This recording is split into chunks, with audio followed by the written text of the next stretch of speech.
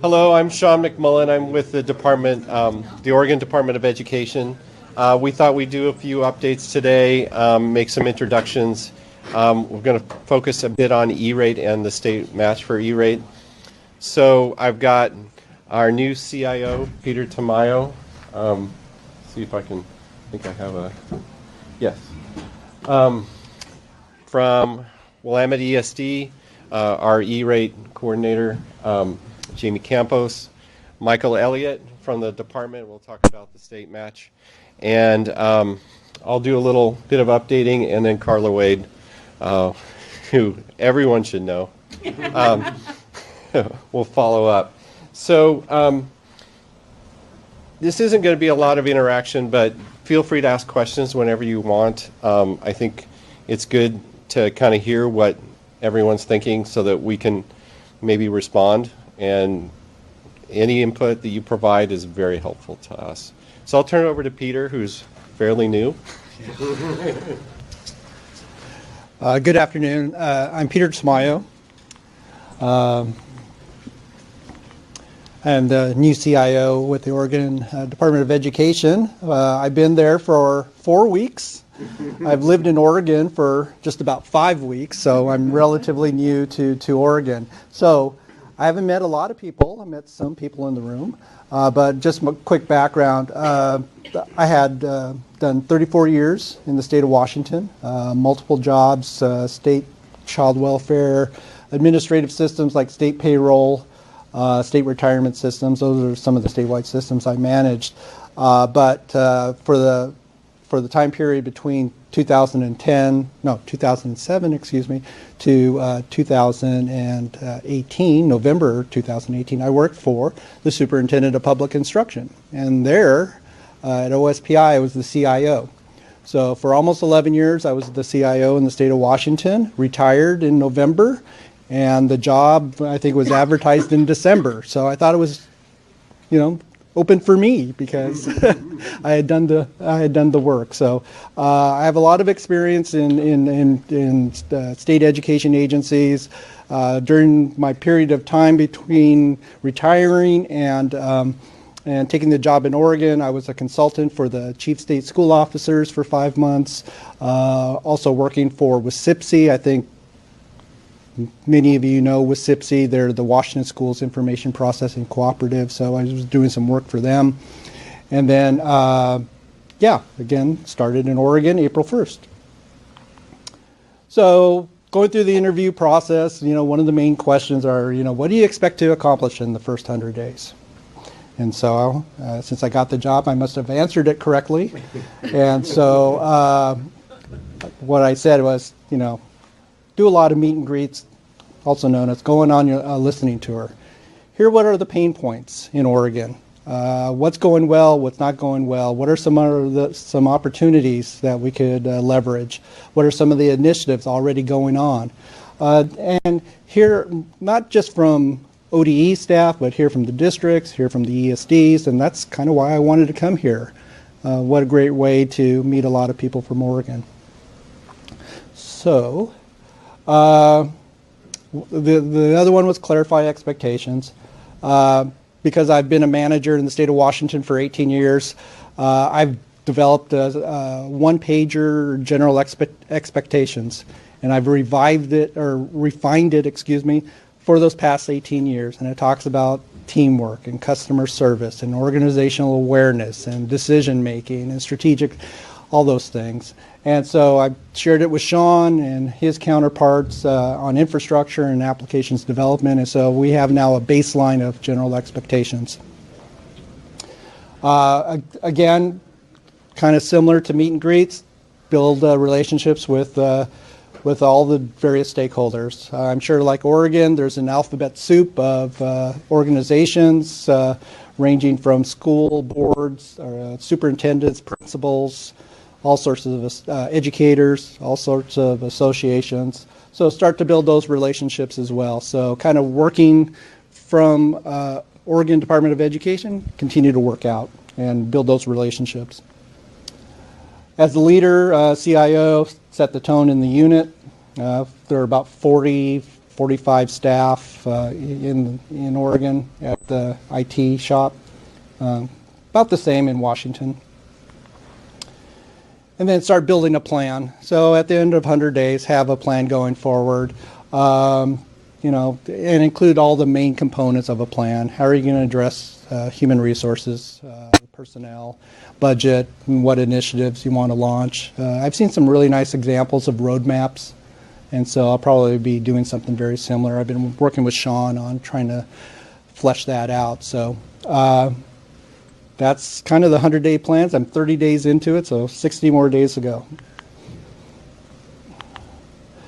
So in the several meet and greets that I've had at ODE, meeting with other folks in the state, there are just some common themes that have been emerging. And so these will probably be part of the plan. One is IT governance. How do we make decisions about technology at ODE? I've heard stories at districts where the technology groups say, a bunch of laptops show up and that's the signal that they're beginning a one-on-one initiative. And educators signing off on those agreements online. So how do we build that in Oregon? And we had something like a rubric to evaluate technology. Does it align with the organizational mission, goals, vision, et cetera? Is there a sustainability plan? Security? Can public disclosure get data out of the system in order to respond to those types of requests? So there are a bunch of pieces of criteria that can be part of that. System modernization is another one. A lot of old legacy systems that districts use. We need a plan to modernize those over time. Continue to work with staff. Security, privacy, that's a big one. With FERPA and all the things that potentially could happen to sensitive and confidential data, we want to have good security in place. Infrastructure improvements, innovation. One of the things that struck me when I came to Oregon was the broadband situation with school districts. In the state of Washington, we had a K-20 education network. It was a consortium where we worked with the districts and essentially provided high-speed bandwidth to almost everybody that wanted to participate. There were a few districts that did not want to participate for one reason or another, but I understand in the state of Oregon, there's still some T1, there's still some LTE, there's still other types of technology that cannot sustain, high-speed networks. So I want to take a look at that. I've talked to a few folks about, can we partner on that? Can we kind of use our collective influence to on the vendors to drive the prices down, to get more access? Can we work with the state on the state matching fund, which I think will be talked about later? So state broadband is one of my things that I'd like to look at. Data management and reporting. I know there's a lot going on. There's some districts that have been working together on an EdFi implementation. But what can we do at the state to reduce the burden on the districts and create more value in reporting? And so that's kind of a big nut to crack, but it's on my list.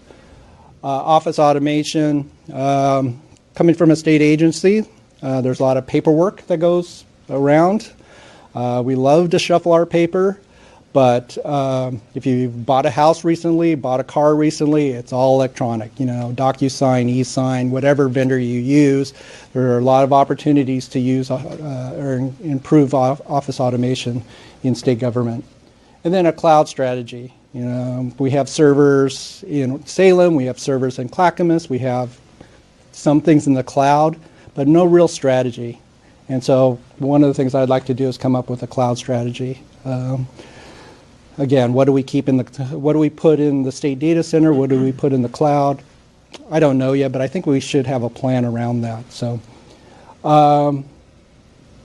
again, if you see me in the hall at this conference, feel free to come by, say hi.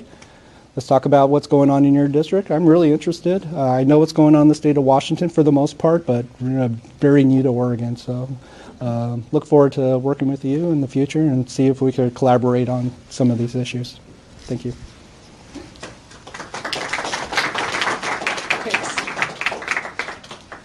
Okay. Okay, so now we're going to talk about E-rate. For anybody that may not know me already, I just provided my contact information. The state does provide some sort of E-rate service in a few ways. We can advise you through the process overall if you have any questions. We can be an advocate for you at the federal level, and then any support that you may need, third-party verification, anything else throughout the year.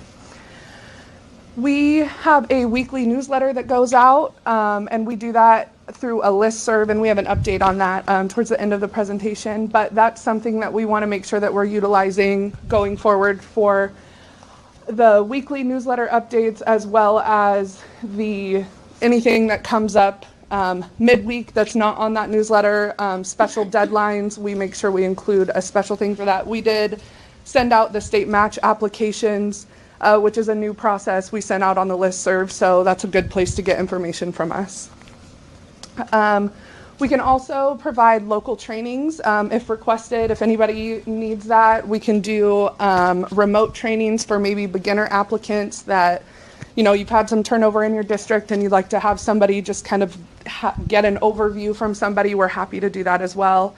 And then USAC normally will have a regional training where the state will be present there for any state law issues or questions that USAC may not have a rule around as well. We have quite a few consulting firms, in USAC terms, consulting firms in the state that are public education entities, so we just like to bring those up just for anybody that may be looking for them. Melinda's here, and I see Francisco as well, but Willamette ESD. But here's just a list of the people that provide E-rate consulting services that are also public entity. There are private consultants, and if you have a current consultant that you use, still a good source. We just like to advertise the people that work in our group with the state as well. Okay, so for funding year 19 throughout the state, we saw a 4.6% increase of applicants from funding year 18. We saw a reduction with the phase out of phones being eligible for E-rate reimbursement. So to see that number was a good thing. We tried to do a lot more outreach this year when it got close to the deadlines, make sure everybody had the right access that they needed.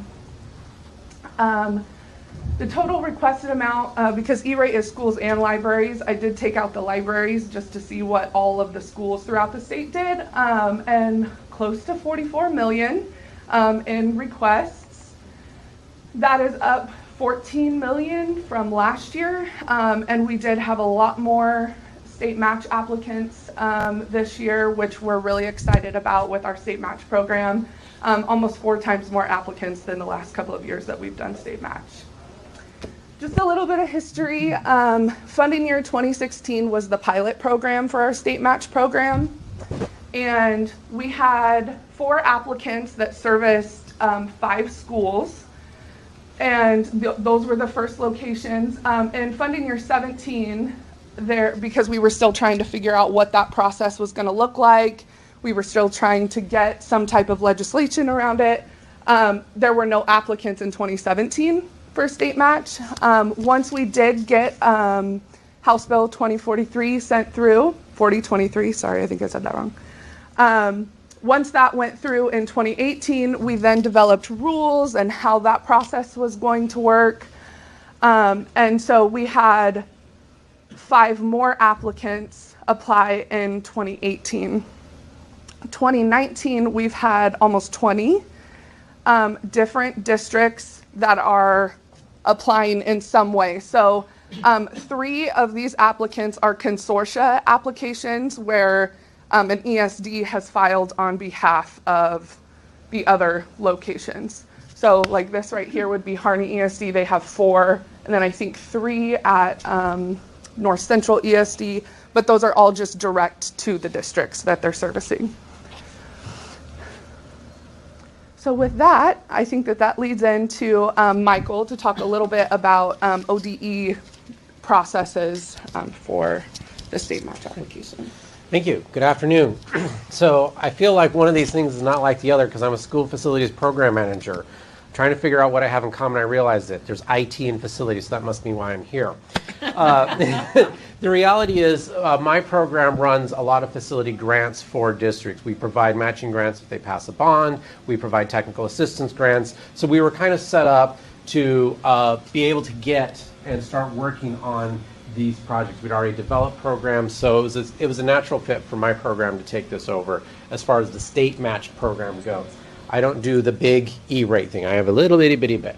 So to further cover this, the timeline, again, 2018 legislative session, House Bill 4023 passed, and there's one little paragraph in there about connecting the Oregon Schools Fund, and that created the state match. Without that, there was no vehicle for the state to appropriate funds to a matching program such that we could then go out and advertise, hey districts, we have state matching funds, please apply to this, let's get you some better information. The problem was there was no money attached to that. But in September 2018, we were able to get funding for those 2018 districts. So those 5 districts do have funding and they are moving forward with the state match.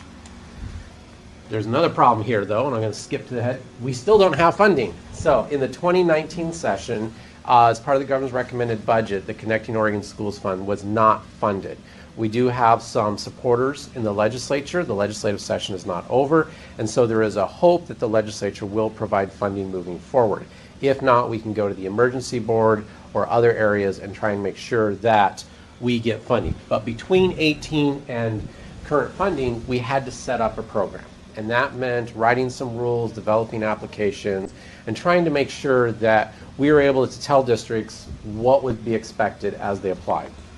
So we did this based off another program where we have a priority list. And really the idea is we are trying to prioritize districts that are high poverty, they're small, they're rural, and they have a bad connection. No offense to the Portlands of the world or the Salems of the world, but they're not real small. They generally have pretty good connections, and they're not very rural.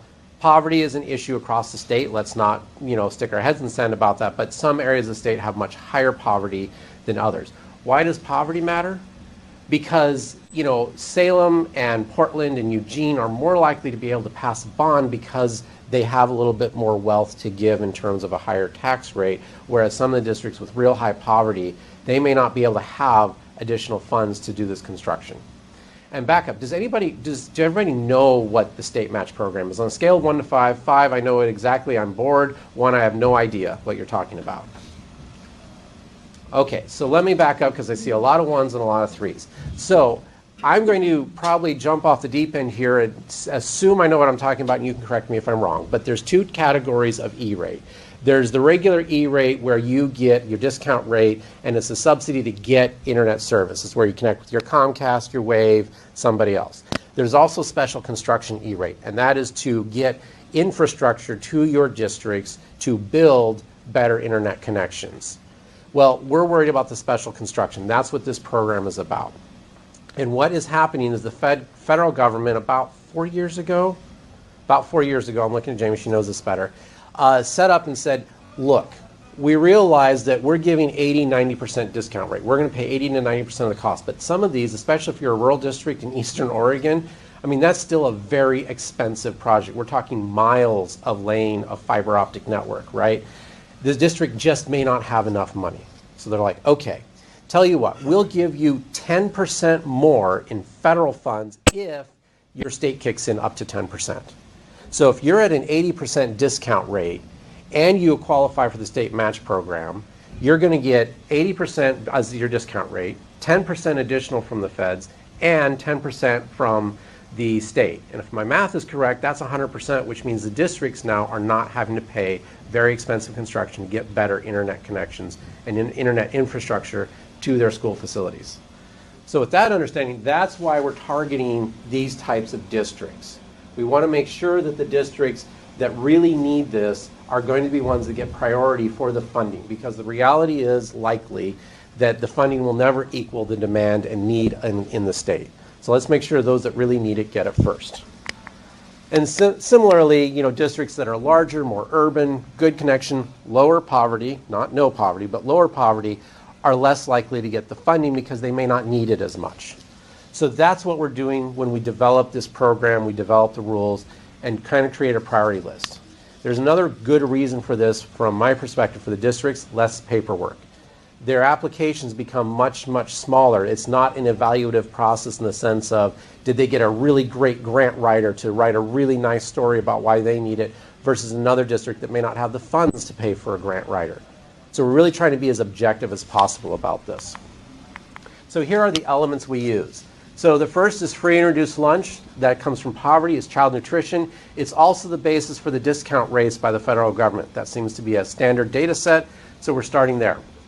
For those districts that don't have a discount rate because they don't participate in the free lunch program or reduced lunch program, we have built in, we just give them, we assign them a value. If they're a rural school district, they get 90%. If they're not a rural school district, they get 50%. That seemed to be a good average.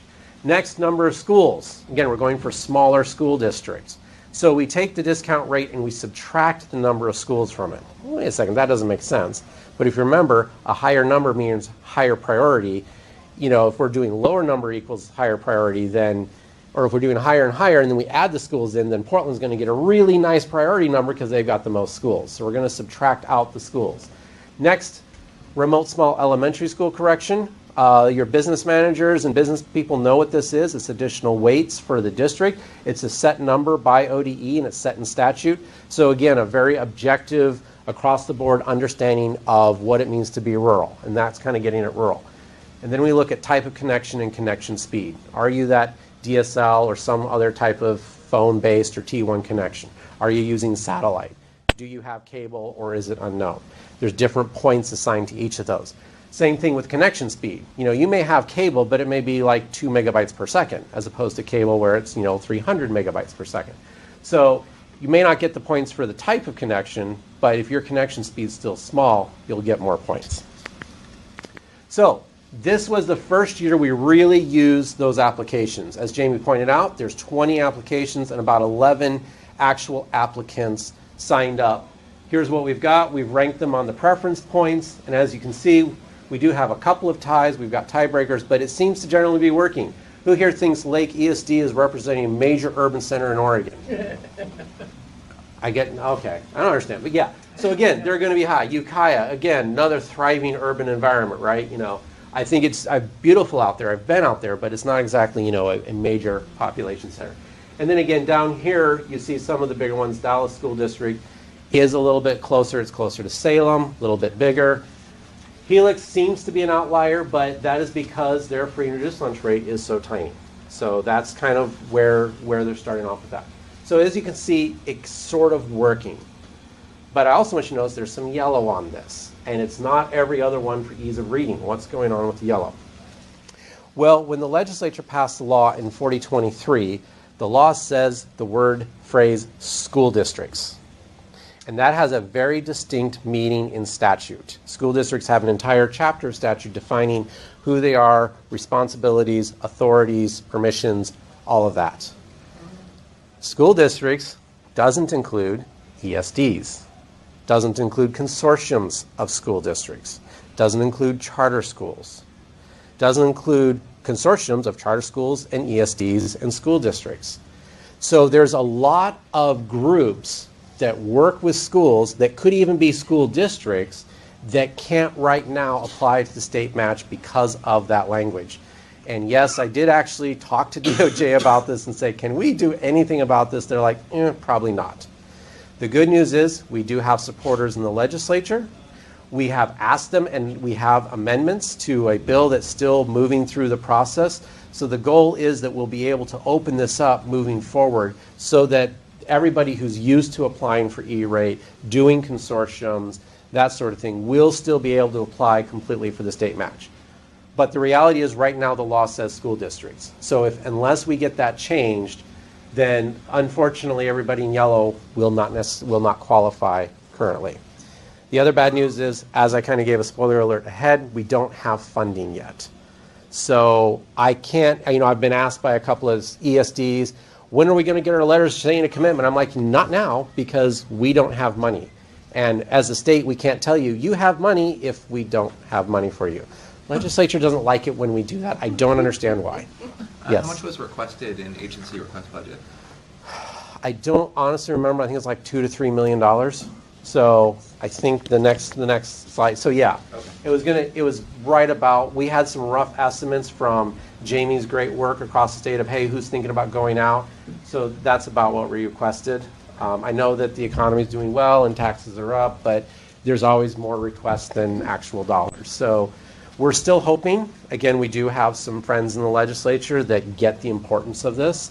It is a relatively small ask, so it's not over until June 30th when they actually walk away and say we're done. And even then you can go to the e-board. So it's still not over. But that's kind of where we stand now. So for all of those that have applied in 2019, thank you. I think the process worked well. If it didn't, please let me know. We are still refining this. But again, we have to wait until we get actual dollars in the account to move forward. And the goal is not only to get money for this year, but to get money so that next fall we can be talking to districts and ESDs and charter schools and say, we have money, have you thought about applying? So that we can start to move forward and kind of build up to say, we have money, let's get it out, and then show the legislature how this is doing great work. So that's my set. Any questions? Yes. Who are your biggest advocates in the legislature? Right now, Representative Marsh is. I don't think it would hurt to talk to Senator Roadblend and some of the others on the Ways and Means. Nathanson.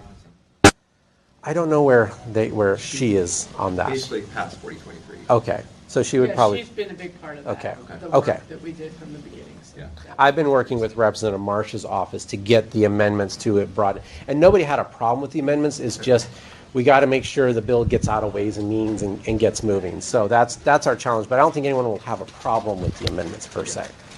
So, all right. Any other questions? All right, Carla, it's up to you. Handing me the toys here. I'm giving you the toys. Thank you. Hi, everyone. It's great to be here today. First of all, I'd like to welcome Peter Tamayo to the office. It was funny when my boss, Jennifer Patterson, said, oh, you need to meet the new CIO. And I said, oh, I know him. I've known him for about 7 years because we've worked together in different settings. So welcome to the office, Peter. We've already met and started talking about how the program office that I work in, Office of Teaching, Learning, and Assessment, and the IT shop will continue to work together as we have in the past. So I am not only the digital learning person at the Department of Ed.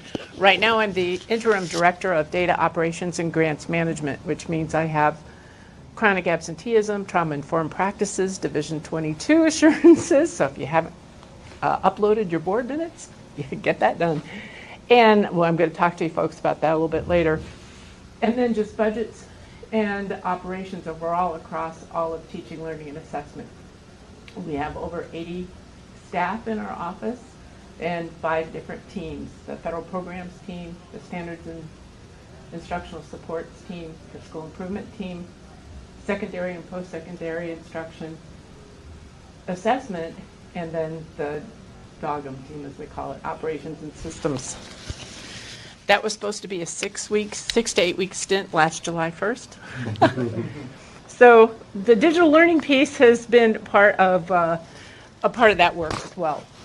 So we're doing year 19 of the cadre next year, and we have dates set.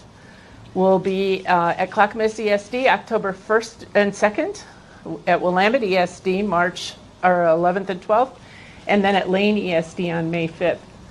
How many of you send members to the EdTech Professional Development Cadre or have in the past? We'd like some input because we want to update and have it evolve to better meet your needs. So one of the things I have a question for all of you today is if you're sending your TOSAs, your people who are working with providing professional development to educators in your districts, what is it that you would like them to be learning and doing at the cadre? Suggestions? It is. What's the most important thing right now, do you think, that your teachers need to learn around using technology for learning?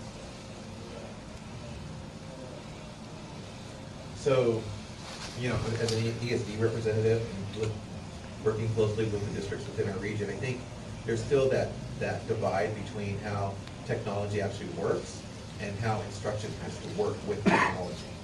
And understanding how the resources need to rely on each other is probably the number one obstacle in getting that done effectively, because I'm married to a teacher for over 20 years, so I often hear that I don't really have time to understand how it works. I just need to know how it's going to help me educate. And the adoption rate is really low when it doesn't work, right? So we have to make sure that the supports are in place, that there's an understanding of what it is that they're trying to meet in the classroom as far as needs for educational performance of the students, and making sure that it just works for them. Mm-hmm. So looking at what those best practices are, and then getting that back to the technology people in order to build those supports in place so that they have a good experience. I mean, no technology integrator wants your staff to have bad experiences, but oftentimes there isn't enough time to prepare for that. Right, and we don't give teachers a lot of time to learn. You go to a training and you come back and it's like, okay, now do this in the classroom. And when we've had programs where there's coaches or somebody else who can support them, and I know a lot of other school districts do that, when Sean comes back to the classroom and doesn't remember how to do something, Michael's there to support him and help them in that practice. So, I got your back. Yeah. So instead of keeping them separate, they need to be tied, and I think We haven't done that well. That's a good yeah, point. And neither has IT generally, right? So you send your IT folks to technology conferences, the teachers aren't included, and then you send teachers to educational conferences, IT programs, when they have to work together at some point. So you're asking me what the need is. That's the need. I don't know how to answer that. Now, you bring up something we started working on years and years ago. I remember doing a session at one of our state conferences. I don't think it was here. I think it was a different one. But we had IT and educators, curriculum folks in the room together, and they spoke two different languages. They'd be talking about the same thing sometimes, and they didn't even know it. And I think that still persists today in some places. So that's a good point. Carla, I think one thing that continues to be something that I don't know that we'll ever do well enough is digital citizenship awareness. Yeah. And not just how to be safe, but how to be a citizen in our current society that almost requires electronic engagement. That I think copyright is something that people don't pay attention to. Just general safety is something, but with the reduction fairly consistently in Oregon in the libraries and the staffing of libraries. There'll be more of that. Some of that has kind of dissipated, so how that can be brought into the classroom and perhaps a co-teaching way, along with the adoptions that districts do of various materials, which is always a challenge. Even when it was paper-based materials, the adoptions were a challenge. But I think that digital citizenship angle on things is our teachers don't do a real great job of teaching it, mostly because they're not aware of most of those things. So there's a layering approach that needs to be developed, and it's a challenge because the number one challenge is time. How do you find time to do any of this? And then how do you engage when they get an hour a week for something? How do you get that hour when you got 5 other things that are competing for that 1 hour? So it's all those things, but to me, digital citizenship is something that we have to be promoting better with our students, and in order to do that, we have to do it better with our staff. Totally agree. Just a couple of years ago, at Cadre, we started just getting out some of those common applications that teachers bring in. Sometimes you know about them, sometimes you don't.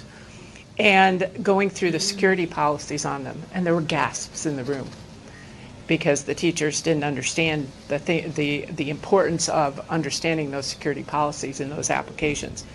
We also then heard about one of the major companies that was telling teachers in their training, oh, Jamie, just let all of the students use your login and password and you'll be fine. It's like, no, time out. So we're getting information from different places that may not always be accurate or safe for our students and our teachers. So Well, and I think that's that good. one of the things that we confront is that digital citizenship, especially the safety, privacy angle, is actually not that hard a threshold to assess. It really isn't. But and then you can get onto the productive use of the stuff, but you do have to go through that hoop in order to get there. And it's the resistance to that that kind of prevents and becomes a roadblock. So. How many of your senior teachers really create the opportunities for students to use the technology for learning versus giving them applications, games, electronic worksheets to do their learning?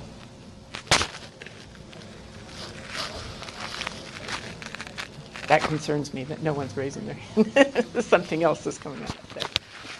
I think that's another thing we have to shift. It's that pedagogical shift from me using the technology just to instruct you to you using the technology to be creative, to create products, and to kind of help self-pace and inspire your learning.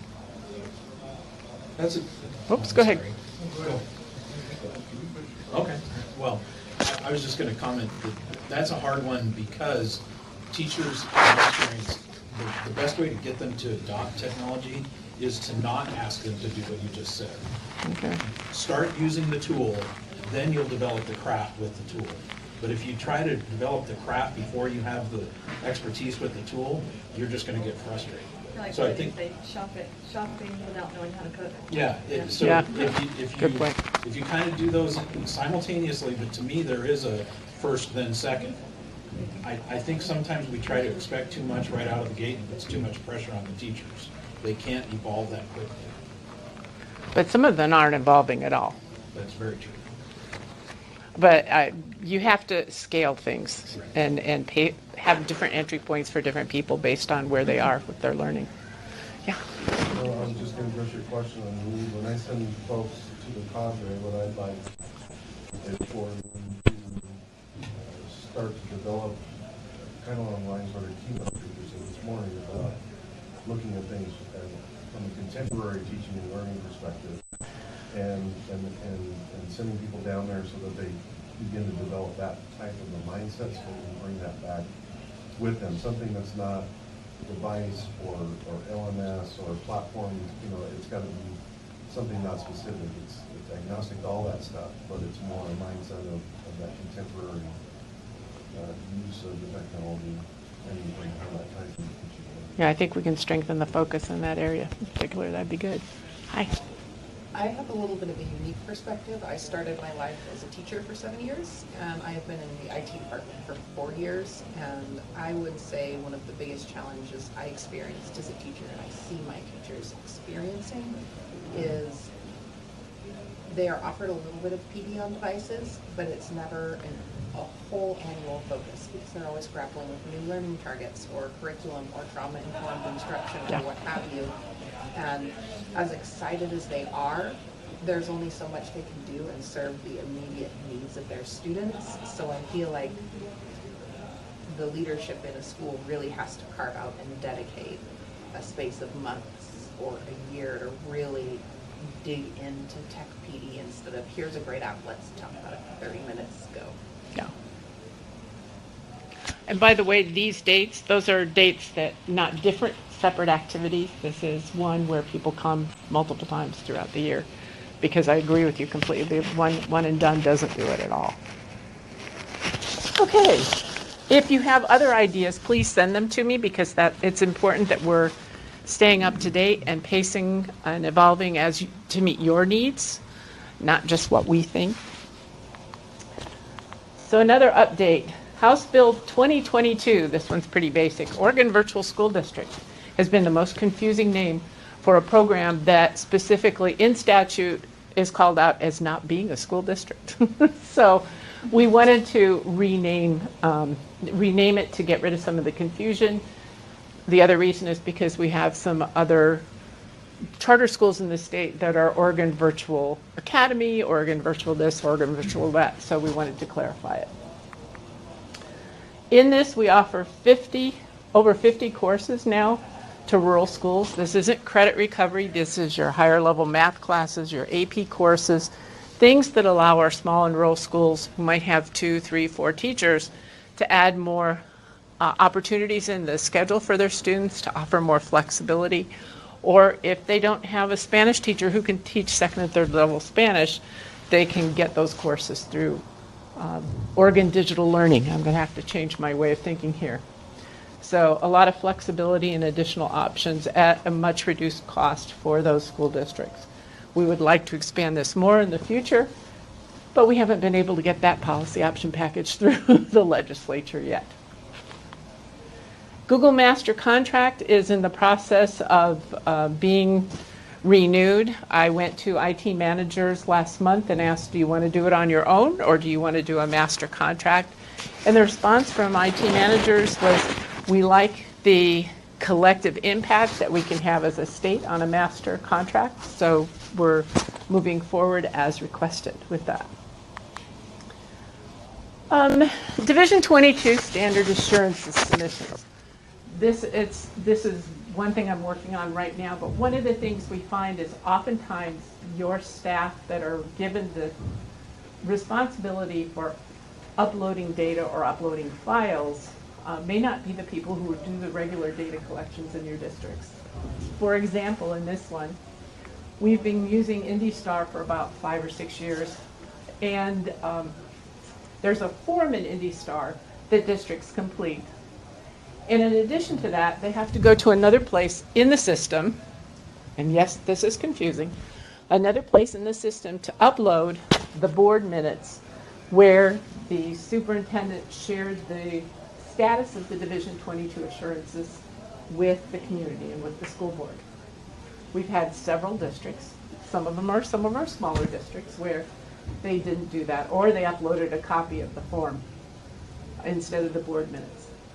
How can we get to the folks, or how can we work with you to make sure that we have a clear system, first of all, for collecting this information, but also get the training to the right people? Because even though we have created instructions with pictures and everything, we still have a challenge. So I need your help. What do we do?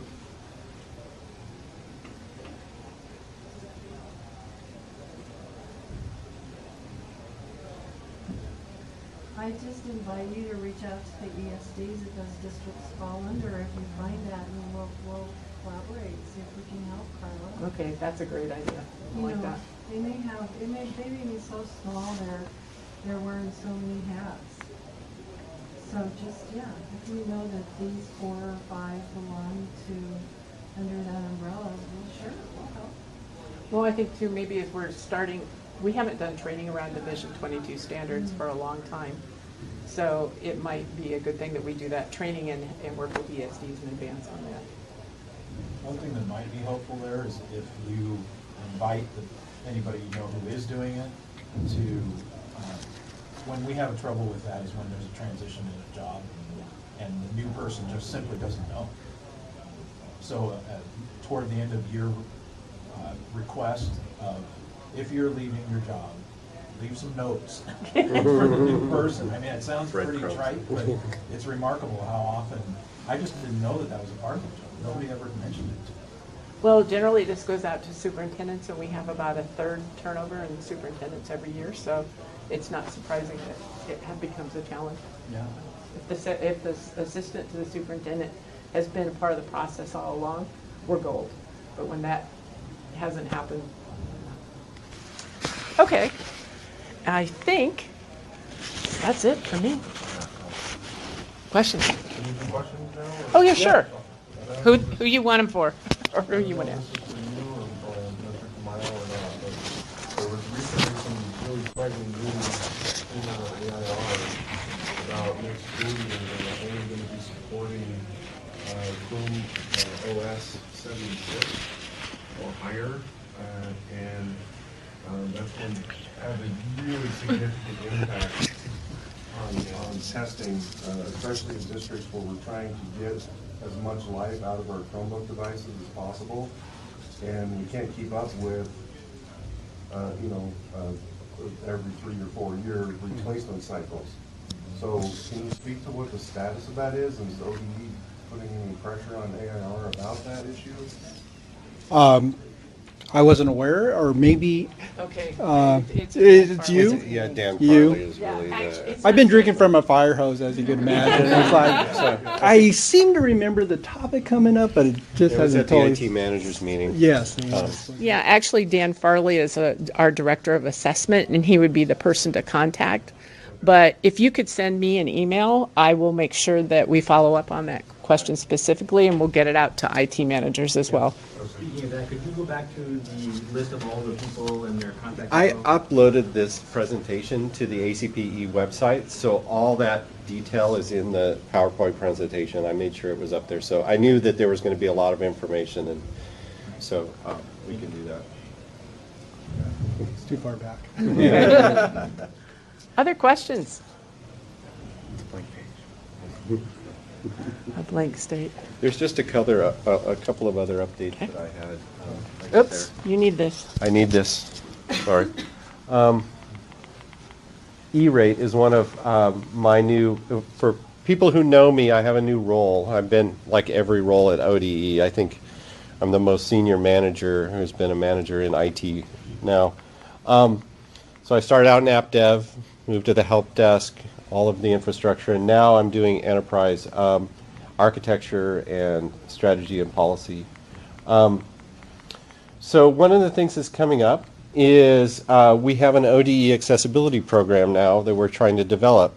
As you may or may not have heard, Office of Civil Rights at the federal government has begun looking at websites for education agencies around the country. We got audited, found out we were not meeting accessibility. We entered into a corrective action plan with the Office of Civil Rights, and we're going through this entire process to make sure all of our websites are being created in a method that meets ADA standards. It sounds simple, but it's not. We have to do an entire training for everyone who creates documents that get posted to the web. That includes Word, Excel, PDF, PowerPoint. Then we have to go through our content management system, which is statewide. All the agencies within the state of Oregon, executive branch, use a SharePoint site managed by Nick USA. There's custom templates. Every time you just click in a box to add something, it adds a bunch of tags that shouldn't be there. We have to remediate HTML, which causes IT a lot of headache because we're not teaching everyone how to do HTML. So this is a big deal. It's probably going to become a broader sweep as the Office of Civil Rights then hit other organizations in education and other areas of the states. So just to be aware, if you're interested in what we've gone through, we're welcome to share how we're approaching it, what it entails, what we've learned, what not to do from our mistakes, those kinds of things. Part of that is we have custom developed code that produces some information that is presented on our public website. It's a little more difficult to remediate that, so we've had to do some applications. We're decommissioning things. If you're familiar with the ODE website, our public website, there are certain tools that you can use for looking for staff or institutions. You'll see changes to those as we remediate them. You've probably seen them already if you've used them recently. The look and feel of those will be a little different because of this application remediation. And last, and the thing that kind of hits me is that we're giving up an old technology, something that was developed in the 80s on Linux called listserv. If you're part of the IT managers or the E-rate listserv that Jamie sends out information to everyone, we are updating that. We're going to a new product called Gov Delivery. And so one of my things is that the IT managers list has been fairly static for a while. I'd like to do some outreach at this point. This is a good time to say, hey, if you're interested in these activities around the IT managers groups, around E-rate, here's an opportunity to sign up, get information as we push it out. It would be nice to start talking strategy with some of the E-rate coordinators in the ESDs in the districts to kind of figure out where the pain points are so that we can build a strategy over the long run to be more effective in that area, to hit those schools that really need help and assistance, and what are the roadblocks for getting them access to broadband services. I mean, it behooves all of us in the state of Oregon to hit those underserved or unserved areas. You'll see a bill coming through that is with the Oregon Broadband Commission that is talking about not only residential but also schools. And they can also, as part of that bill, if it passes, be able to transfer money that they receive from the local taxes on expanded telecom. They're going to expand those telecom taxes to wireless and take that money, plow it back into broadband infrastructure if this thing passes, and they can transfer that money into the local match account. It's great for everybody. And as we hear about these things, it's great to have that E-rate listserv be as broad as possible. How do we get those people? So at the end of this month, we're going to be shoring up those lists, moving them into GovDelivery, and so we'll be doing a campaign probably as broad as we can to get those lists as complete as possible. That's kind of my world. I'm still evolving in my new role. I've only taken on this strategy and policy and E-rate thing for the last 2 or 3 months, so I'm still learning. I'd like to learn as much as possible. Francisco's been wonderful at filling my ear and my head full of things to think about. I'm looking forward to it. Jamie and I work closely. She's teaching me a lot. We're heading to Nashville Sunday to learn about the National E-rate Coordinators Alliance, which will fill my head with a lot more stuff I don't understand. Is there any questions? We went through this pretty quick. Feel free to talk to any of us about any of your concerns or ideas. There's no such thing as a bad idea, right? And in IT, we love problems, right? You throw us a problem, we love to solve it. We're critical thinkers. I'm a thinker. I'm not sure I'm so critical about it. But I thank you all for coming. I look forward to talking to each one of you in the future. Thank you. Thank you.